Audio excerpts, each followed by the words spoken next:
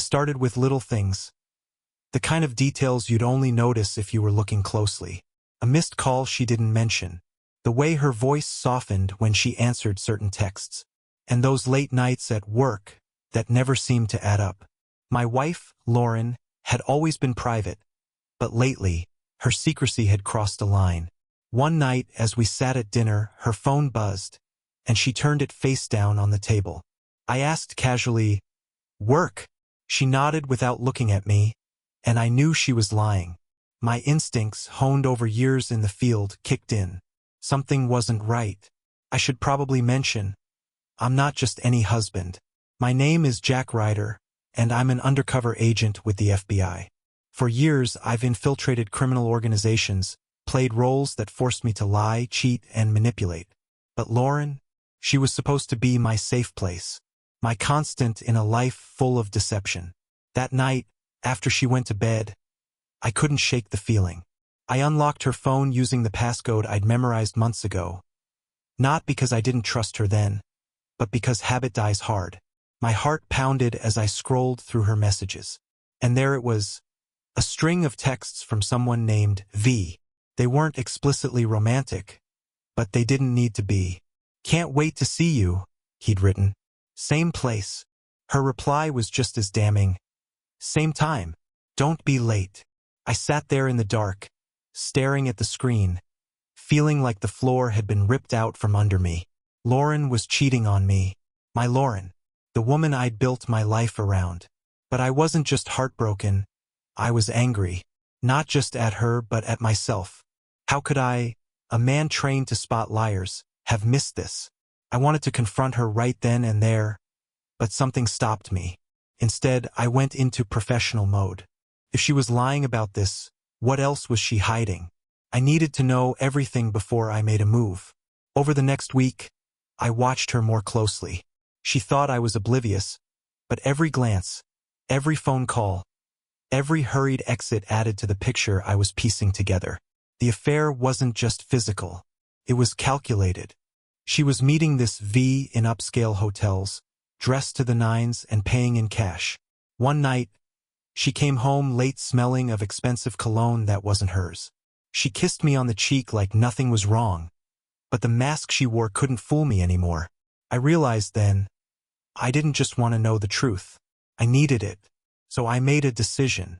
I would treat this like any other case. Lauren had secrets, and I was going to uncover every single one of them. Whatever it took. I began my investigation the way I'd tackle any FBI case. Methodically, carefully, and without letting my emotions get in the way. Emotions, after all, cloud judgment. That's what I told myself as I planted a tracking device on Lauren's car and set up surveillance equipment in our home.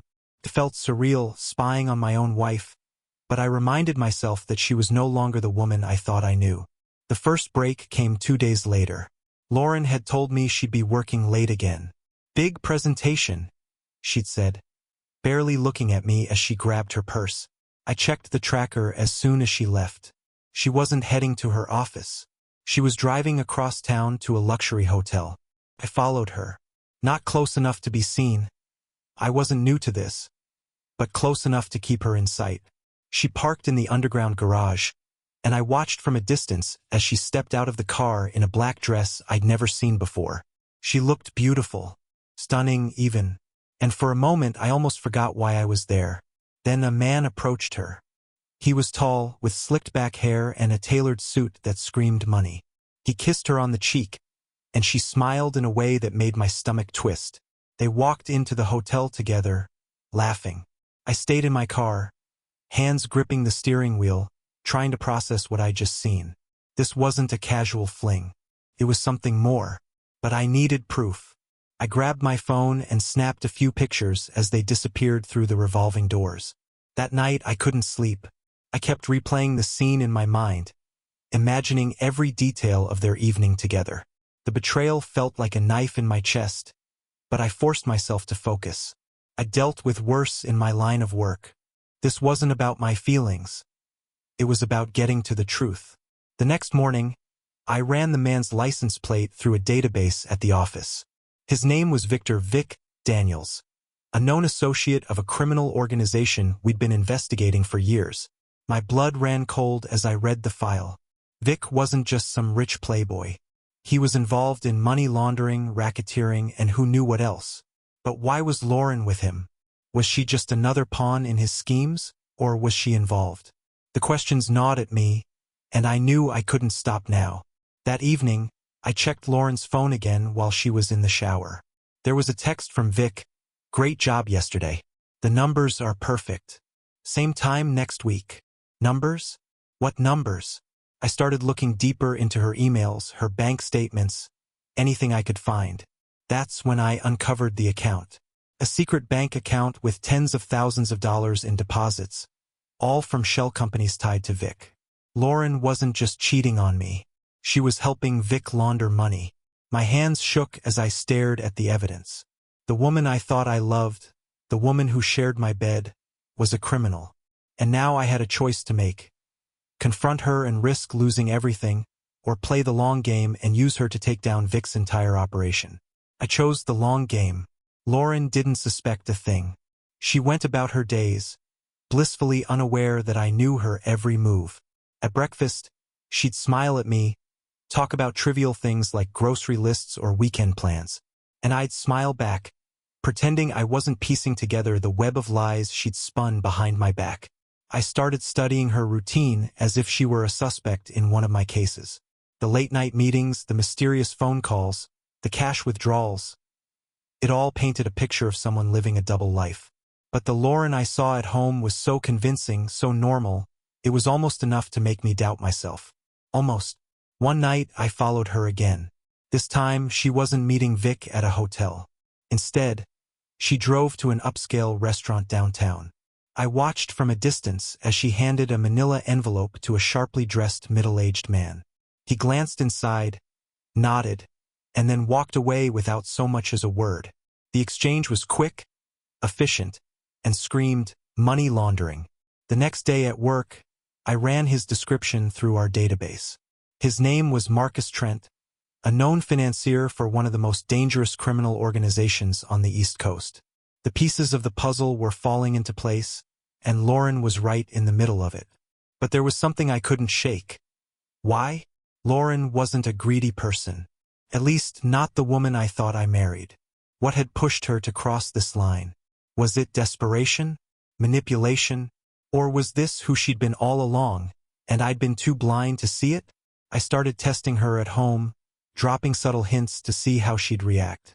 "Work's been intense lately," I said one evening, casually mentioning a case involving money laundering. Her face stayed neutral, but I noticed the slightest twitch in her fingers as she gripped her wine glass. She knew. She had to know I was onto something. Despite her poker face, cracks began to show. She started coming home later, her excuses thinner and more rushed. She was on edge, snapping at me over the smallest things. It was almost as if she felt the walls closing in, though she didn't yet realize I was the one closing them. One night, I confronted her indirectly. "You've been working so hard lately?" I said, feigning concern. "Is everything okay?" She hesitated, her smile faltering for just a second. "Of course," she replied too quickly. "Just a lot on my plate right now." Her lies were like daggers, each one cutting deeper than the last. But I couldn't let her see the pain. I had to stay one step ahead. As I dug deeper into her finances and communications, I uncovered more about her involvement with Vic and his operation. She wasn't just laundering money. She was helping to set up entire networks of shell companies, making millions vanish into thin air. It was brilliant, in a way, and terrifying. But the real blow came when I found an email she'd sent to Vic. "Jack's been distracted lately," she'd written. "I think we're in the clear. Just let me know when to move the next batch." She was lying to me, yes, but she was also monitoring me, making sure I wouldn't get in the way of whatever they were planning. That's when it hit me. Lauren wasn't just cheating on me. She was using me. My job, my resources, my blind trust. She turned it all into tools for her criminal empire. I felt a rage unlike anything I'd ever known. But I couldn't act on it. Not yet. If I was going to take her and Vic down, I had to play this perfectly. One wrong move and they'd slip through my fingers. So I stayed quiet. I played the role of the loving husband, all the while preparing for the day when their house of cards would come crashing down. Lauren's world seemed so seamless from the outside, but as I dug deeper, I realized how intricate her web of lies truly was. The shell companies she helped Vic manage weren't just laundering money. They were funding something far bigger and far more dangerous than I'd initially suspected. One evening, while Lauren was out working late, I hacked into her laptop. It was a risky move, but the stakes were too high for caution. Her encryption was amateur compared to what I'd faced in the field, and within minutes, I was sifting through spreadsheets, emails, and documents she thought were hidden. That's when I found it. A folder labeled Accounts, Project Eclipse. The files inside detailed massive transactions funneling through accounts tied to overseas entities flagged in multiple FBI investigations. It wasn't just about money laundering anymore. Vic's operation was linked to a network smuggling weapons across borders. The realization hit me like a freight train. Lauren wasn't just tangled in a simple crime ring. She was helping to bankroll something that could destabilize governments. And she didn't even know I was sitting in our kitchen, piecing it all together. The next morning, she greeted me with a kiss, her smile warm and practiced. "Big day at work?" she asked, pouring coffee like nothing was wrong. I nodded, forcing a grin.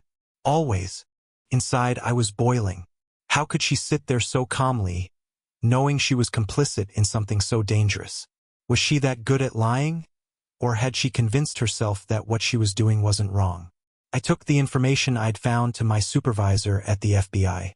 Agent Henderson was one of the few people I trusted completely, and even he looked shaken as I laid out the evidence. "Your wife is knee-deep in this," he said, his tone a mix of disbelief and pity. "You sure you're ready to see this through?" "More than ready," I said without hesitation. "This isn't just about her anymore. It's about stopping whatever they're planning." But the FBI's resources were limited. The network was too widespread, too well insulated. We needed more than just financial records to take them down. We needed to catch them in the act. And that meant I had to stay close to Lauren. Closer than ever. That evening, I confronted her in a way she wouldn't suspect. "You've been so stressed lately," I said, feigning concern. "Why don't we take a weekend off? Just you and me. No work, no distractions." Her eyes flickered with something I couldn't quite place. Guilt, maybe, or fear. "I can't," she said quickly. "There's just too much going on right now." "Come on," I pressed. "You deserve a break." She hesitated, then forced a smile. "Maybe next month, when things settle down." I nodded, pretending to drop it. But her reaction only confirmed what I already knew. She was in deeper than she wanted to admit, and she couldn't afford to take a step back. The next few days were a blur of surveillance and strategy. I planted bugs in her car, tracked her calls, and monitored her every move. What I found was both chilling and infuriating. Lauren and Vic were planning a major transaction, one that would finalize a deal worth millions. The meeting was set for the following week at a private estate outside the city. The stakes couldn't have been higher, and I knew this was my chance to bring them down. But there was one problem: Lauren. Despite everything, part of me still loved her. The memories of the woman I'd married were like ghosts, haunting every decision I made. Could I really watch her get arrested? Could I stand by as her life crumbled under the weight of her choices? I didn't have an answer. Not yet. But I knew one thing for sure. I wasn't backing down. The private estate was a fortress, tucked deep in the woods outside the city. From the satellite images I pulled, it was clear this wasn't just a mansion. It was a stronghold. High fences, security cameras, and guards patrolling the perimeter. Whatever Vic and Lauren were planning here, it was big. I had less than a week to prepare. The FBI couldn't authorize a full operation without more concrete evidence. So it was up to me to get what we needed. It was a dangerous move going in alone, but I didn't see any other choice. Lauren had no idea I was watching her every step. In the days leading up to the meeting, she spent hours on the phone with Vic, discussing deliveries and accounts. I recorded every conversation, documenting each coded reference to the deal. The FBI analysts confirmed what I already suspected. This wasn't just about money. Weapons were involved, and they were being funneled through shell companies Lauren had helped set up. The night before the meeting, I sat at the kitchen table, staring at her across from me. She was scrolling through her phone, her face calm and composed. I wondered if she had any idea how much danger she was in. Did she think Vic would protect her if things went south? Or did she truly believe she was untouchable? I couldn't keep the charade up much longer. The weight of the lies, the surveillance, the knowledge of what she'd done. It was all suffocating. But I forced myself to stay calm. The trap was almost set, and I couldn't afford to tip her off. The next morning, Lauren left early, claiming she had a meeting downtown. I knew better. Her car's tracker showed her heading straight for the estate. I followed at a safe distance, parking a mile away and hiking through the woods to avoid detection. From the treeline, I had a clear view of the estate. Black SUVs were parked in the driveway, and armed guards patrolled the grounds. It was a scene straight out of one of my undercover operations. Through my binoculars, I spotted Lauren stepping out of her car, her black dress and heels out of place among the rugged men around her. Vic greeted her with a smile and a hand on her back, leading her inside. I activated the hidden microphone I'd slipped into her car days earlier. It wasn't perfect, but it gave me enough to work with. "Is everything ready?" Vic's voice crackled through my earpiece. Lauren's reply was calm, confident. "The accounts are clean. The transfers will go through as soon as the deal is finalized." The deal. This was it. The moment we'd been waiting for. I moved closer, staying low and out of sight. The estate's security was tight, but they hadn't accounted for someone trained to infiltrate places far more secure than this. I slipped past the guards, using the shadows and my knowledge of blind spots to make my way to the house. Inside, the voices grew clearer. Vic was explaining the details of the transaction to a group of men, potential buyers, judging by their accents and the suitcases they carried. Lauren stood by his side, her expression unreadable. I recorded everything, my heart pounding as I documented the final pieces of evidence we needed. But then something happened that nearly stopped me in my tracks. One of the buyers turned to Lauren, a smirk on his face. "And you trust her with all this?" he asked Vic. Vic laughed. "Lauren's the best. She's handled more money than you can imagine, and not a single cent has ever been traced." Lauren smiled at the compliment, but there was a flicker of something else in her eyes, fear. She wasn't as calm as she wanted them to believe. For a moment, I felt a pang of pity. She was in over her head, tangled in something far bigger than she could control. But that pity was quickly replaced by resolve. She'd made her choices, and now she had to face the consequences.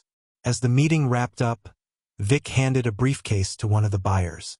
"Pleasure doing business," he said, shaking hands all around. Lauren stood by silently, her hands clasped in front of her. I slipped out before they could notice me, my heart racing. The evidence I'd gathered was enough to bring down Vic's entire operation, and Lauren with it. Back in my car, I called Agent Henderson. "I've got everything we need," I said. "It's time to move." The operation was set for the next morning. The FBI would raid the estate, arrest Vic and his network of criminals, and take down the entire laundering operation. The plan was airtight, and I was just a few steps away from ending it all. But nothing in my life had ever felt this complicated. I couldn't stop thinking about Lauren. After all that had happened, after everything I'd uncovered, there was still a part of me that hoped she could be saved. Maybe it was foolish, but I didn't want to believe she'd chosen this life willingly. Surely there was a reason, a moment when everything had gone wrong. But at that point, I knew I was clinging to the past, trying to salvage something that had already been shattered. As the time for the raid approached, I found myself pacing in the small FBI operations center. Agent Henderson was reviewing the final details, but my mind wasn't on the operation anymore. It was on Lauren. "What's the status on her?" I asked, my voice sharper than I intended. Henderson glanced up, his face serious. "She's going down with the rest of them, Jack. She's deep in this, and we've got enough evidence to charge her with a multitude of crimes." I nodded, but the words felt hollow. I had to remind myself that this was about justice. It wasn't personal. Still, as the hours ticked by, I couldn't shake the feeling that something was wrong. Everything had gone too smoothly. The intel, the recordings, the surveillance, they were all too perfect. At dawn, the operation began. Agents swarmed the estate, moving in like a well-oiled machine. I stayed in the command vehicle, monitoring the situation from a distance. Through the feed, I watched as Vic was arrested, his face contorted in shock as agents stormed into the house. Lauren was nowhere to be seen. It didn't take long for me to realize something was off. Lauren wasn't at the scene. She wasn't anywhere in the house. I immediately activated my phone, pulling up the tracker on her car. The signal was still active, but it showed her heading in the opposite direction of the estate. She was leaving. I had to act fast. "Agent Henderson, I need to leave the operation," I said, my voice low and urgent. "Lauren's not at the estate. She's running." Henderson's eyes widened. "What do you mean, running? We have her." I'm going after her." I cut him off. "She's not getting away." Without waiting for permission, I grabbed my gear and headed for my car. This wasn't just about the operation anymore. It was personal. As I sped down the highway, my mind raced. Where was she going? Was she running from the law? Or was there something else? Had she known all along what was coming? And was she trying to cover her tracks before the FBI could close in? The answer came when I saw her car up ahead, parked near an abandoned warehouse on the outskirts of town. My heart skipped a beat. This was it. The final confrontation. I parked my car in the shadows, careful not to alert her. I had to approach this carefully. This wasn't just a fugitive anymore. This was my wife. I made my way toward the warehouse, moving silently through the darkness. The door was slightly ajar, and I could hear voices coming from inside. Lauren's voice. I froze. She was talking to someone, but I couldn't make out the words. I crept closer, pressing my back against the cold metal of the building, straining to hear. "I've taken care of everything," Lauren said, her voice tinged with an edge I hadn't heard before. "No one will suspect a thing. The money will be moved, and they'll never find the trail." I didn't recognize the other voice, but it was enough to know she wasn't alone. I stepped inside, the warehouse silent except for the low hum of machinery in the distance. Then I saw her, Lauren, standing in the center of the room, talking to a man I didn't recognize. He was tall, with dark hair and a scar running down his cheek. His presence sent a chill down my spine. "Lauren?" I said, my voice steady, though my heart was hammering in my chest. She spun around, her eyes widening when she saw me. For a moment, I saw the woman I had once loved, the woman I thought I knew. But that look vanished quickly, replaced by something cold, calculating. "Jack," she said, her voice flat. "I knew you'd find me eventually." "Why?" I asked, stepping closer. "Why all of this? What happened to you?" She didn't answer right away. Instead, she glanced at the man beside her, and I could see the tension in her shoulders. She wasn't just trying to escape the law. She was in too deep now, tangled in a world she couldn't control. "You don't understand," she said finally, her voice strained. "I had no choice. Vic, he's dangerous. You have no idea what he's capable of." I couldn't get out. I shook my head, feeling a mix of anger and heartbreak. "You chose this, Lauren. You could have walked away. You didn't have to do any of this." She looked down, tears welling up in her eyes. "I didn't know how to stop. I got in too deep, and now—" She trailed off, the weight of her words hanging in the air. Before I could respond, the man beside her stepped forward, his hand reaching for a gun. "Step back," he said, his voice low and threatening. "She's with us now. You don't get to decide what happens next." I didn't hesitate. I lunged at him, knocking the gun out of his hand before it could fire. We struggled, a flurry of movement that ended with me pinning him to the ground. Lauren didn't move. She just watched. I stood over the man, my breath ragged, my mind reeling from the confrontation. And that's when I realized something that hit me harder than anything before. Lauren wasn't just running from the FBI. She was running from me.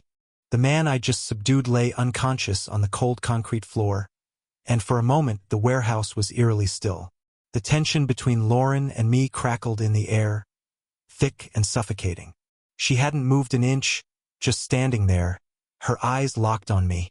I could feel the weight of her silence, the years of secrets and lies that hung between us like a shroud. But even as I stood there, breathing heavily, trying to process everything that had happened, I realized something that shook me to my core. This wasn't about the operation anymore.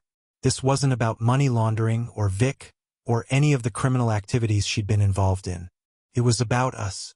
It was about the person she'd become, the person I couldn't recognize anymore. Lauren? I said her name slowly, trying to find the right words. Why didn't you come to me?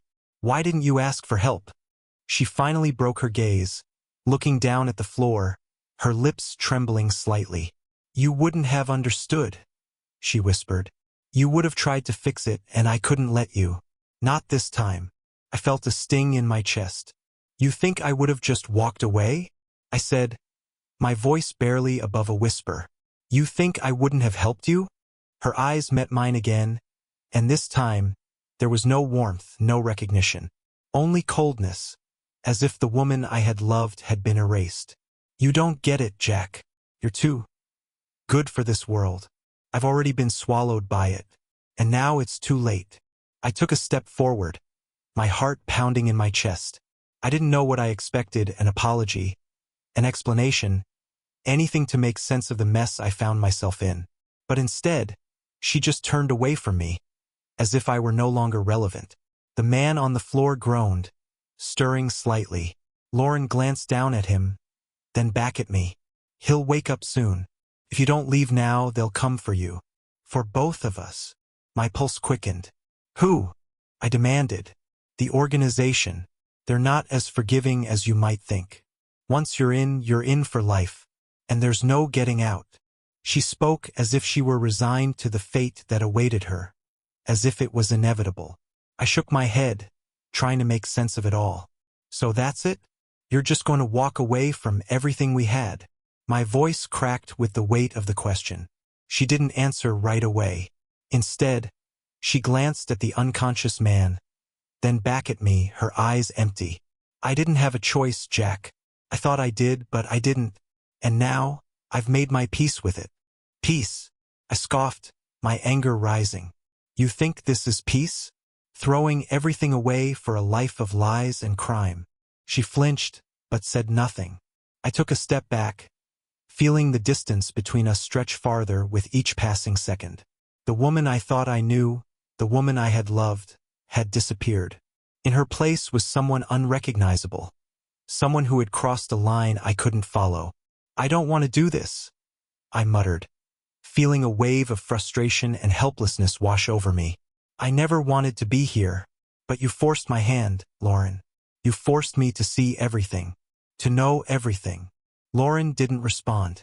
She just stood there, her face a mask of resignation. Where will you go? I asked, almost as if I was pleading for some kind of answer. What will you do now? She finally met my gaze, her eyes full of regret. I don't know, but I can't stay here, Jack. Not anymore. It's too dangerous. For both of us. For a moment, I considered grabbing her, pulling her away, and telling her we'd run, that we could still escape this together. But I knew it wasn't possible. Not anymore. The world she had entered was too far gone for either of us to escape unscathed. Goodbye, Jack, she said, her voice breaking. And with that, she turned and walked out of the warehouse, disappearing into the night. I stood there for a long time, the silence suffocating. The weight of the moment crushed me. I had lost her, not just as my wife but as the person I thought I knew. She had chosen a life that was beyond saving, and I had chosen the law. There was no coming back from this. I walked out of the warehouse not looking back. There was nothing left to say.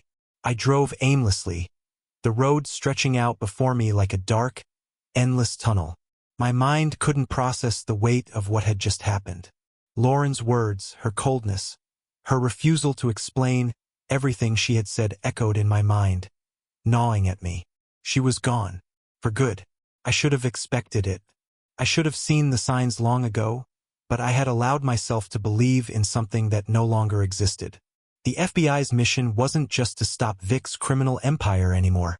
It was about bringing Lauren in. But now she had become the enemy. The one person I thought I could save was now lost to the shadows of a life I couldn't reach. I pulled into a secluded parking lot, the glow of the street lamps casting a cold, sterile light on everything around me. It was quiet, too quiet. I wasn't sure how long I sat there, but when my phone rang, the sound startled me. It was Henderson. "Jack, we've got a problem," he said, his voice tight with urgency. "Vic's team is already planning a retaliation. We didn't even get half of them. We're going to need you back in the field now." I closed my eyes for a moment, fighting the rising frustration inside me. "I can't," I said, my voice thick with exhaustion. "Lauren's gone, and I'm not going to keep chasing shadows." There was a long pause before Henderson responded. "I get it, but this is bigger than her. It's bigger than everything you've gone through. You don't have the luxury of walking away." The words hit me like a slap, but they also grounded me in a way I hadn't realized I needed. I had to stop thinking about my personal grief. The mission, the people involved, and the danger looming over everyone, that was what mattered now. "Fine," I said, my voice firm despite everything. "I'll be there in 20. The days that followed blurred into each other. The FBI had finally managed to apprehend some of the remaining members of Vic's organization, but the higher-ups, the ones pulling the strings, were still out of reach. We had information, but not enough. Not until I could use everything I'd learned to bring down the final pieces of the puzzle. But I couldn't shake the feeling that Lauren's disappearance wasn't just part of her escape. She had to know more than she had let on. There was something she was hiding, and that gnawing doubt refused to leave me. A week passed, and I continued to dig through every scrap of information I had. I followed leads, traced accounts, and talked to anyone who might have information on Vic's organization. Still, the answers remained elusive. Every attempt to track down Lauren, to uncover her new life, ended in dead ends. I hadn't spoken to Henderson in days. The pressure was mounting, and the FBI was counting on me to close this chapter. But every time I sat down to look at the case files, my thoughts drifted back to Lauren. Was she watching me from the shadows, waiting for a moment to strike back? Or had she truly disappeared, leaving behind nothing but a trail of destruction? Then I got a call that changed everything. The number was unlisted, and I almost didn't answer. But something told me to pick up. "Jack?" The voice on the other end was soft, almost unrecognizable. It was Lauren. My heart skipped a beat, and I almost couldn't find my words. "Lauren, I need you to listen to me," she said quickly, her voice shaking. "You were right. I didn't have a choice, but I do now. There's more going on here than I can explain. Vic, he's not just running a criminal organization. He's part of something much bigger, something dangerous." I leaned forward, my pulse quickening. "What do you mean? What are you talking about?" "I can't say too much," she replied, her voice low and urgent. "But if you don't stop him, if you don't stop everything that's happening, a lot of innocent people will die." The line crackled, and for a brief moment, I could hear her breathing heavily on the other end, as if she were running. "Lauren," I called out, my voice tight. "Where are you? What's going on?" "I can't tell you. Not yet," she said, a desperate edge creeping into her voice. "But you need to trust me, Jack. This isn't over. I'm not the same person I was, but I'm still trying to stop it." And then, just like that, the line went dead. I sat there, the weight of her words sinking in. What the hell had just happened? Lauren had called me. She had warned me. But what was she really trying to say? Had she truly betrayed everything for the money and power? Or was there something deeper at play? I didn't know what to think anymore. But one thing was certain. The game had changed. And this time, it wasn't just about stopping Vic. It was about finding out what Lauren had uncovered before it was too late. The call had left me shaken, uncertain. Lauren's words echoed in my head as I drove, the hum of the engine barely cutting through the noise in my mind. A lot of innocent people will die. That phrase haunted me, gnawing at my conscience. If she was telling the truth, then everything I thought I understood about this operation was wrong. I was no longer sure who the enemy was. Vic's criminal empire, the money laundering, the weapons trade, it was all a front for something darker, something more dangerous. Lauren had said it herself. There's more going on here. But how deep did it go? And what had she gotten involved in? I needed answers. I couldn't trust anyone else, not even the FBI. After all, if Lauren was right, I was dealing with something far bigger than a simple criminal syndicate. This wasn't just about drugs or money. It was about people's lives, and the very people I had once trusted might be compromised too.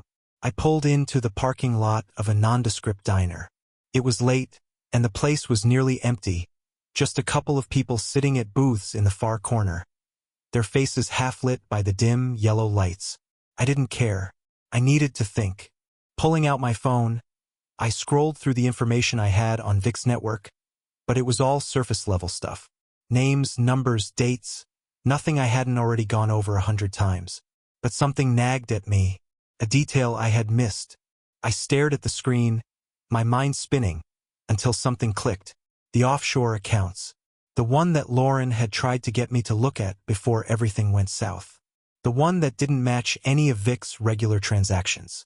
A suspiciously high volume of funds flowing into a company I hadn't recognized at the time. I pulled up the account information again, running the numbers through my head. The names were vague, just initials, JS and CR. Nothing that stood out. But I knew this wasn't coincidence.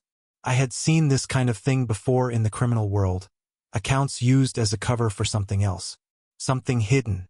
And I had a feeling Lauren was tangled in it. I needed to see those accounts in person. I couldn't do this from behind a desk, not anymore. I left the diner, heading for a bank just a few blocks away. One I knew had connections to Vic's organization. The kind of bank that was used for laundering money, but it was also a front for deeper dealings. Once inside, I walked to the back, pretending to browse through some of the financial reports on the counter. I scanned the room, looking for anyone suspicious. No one. It was the perfect setup. I approached the teller and quietly asked for the manager. I'd used this tactic before. Flash a little authority, a little money, and the right person would give you whatever you needed.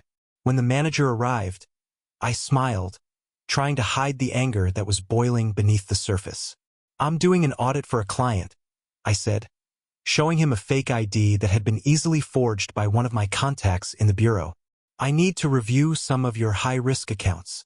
He didn't hesitate. Without a word, he led me to the back office, where he handed over the account files. As I scanned the names, one caught my eye. JS. I had seen that before. The name was attached to a shell company registered under a different jurisdiction. One I knew was notorious for being a black hole for dirty money. But it wasn't just money that flowed through here. It was the kind of money that funded operations on the scale of national security threats. I was looking at something that stretched beyond local criminal syndicates. Is there anything else you can tell me about this account? I asked, keeping my voice neutral. The manager hesitated, but I could see the fear in his eyes. It's not a normal account, sir. It's high risk, and the people who manage it are very careful. They don't like to leave a trail. We get a lot of clients like this, mostly people who don't want to be traced. I nodded, my heart racing. The implications were clear.